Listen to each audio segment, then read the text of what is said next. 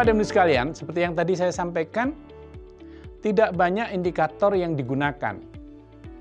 Jadi kalau boleh flashback sedikit, pada awal pengembangan EDM, indikatornya ada 29.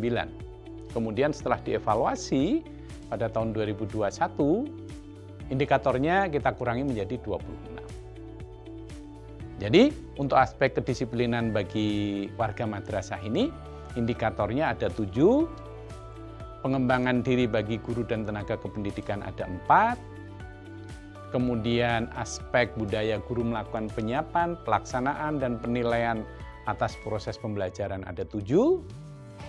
Kemudian budaya madrasah menyediakan sarana belajar untuk guru dan siswa ada 5. Dan yang terakhir adalah budaya madrasah melakukan pengelolaan anggaran yang transparan dan berorientasi pada peningkatan mutu ada 3.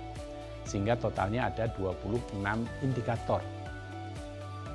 Nah, setiap budaya ini ada hubungannya dengan standar nasional pendidikan. Ada mapping budaya-budaya terhadap 8 standar nasional pendidikan. Contohnya ya, contohnya budaya untuk kedisiplinan warga madrasah.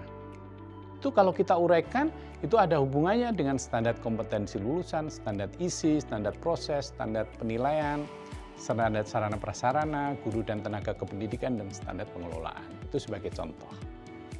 Jadi Bapak dan Ibu sekalian, kurang lebih begitu kerangka berpikirnya.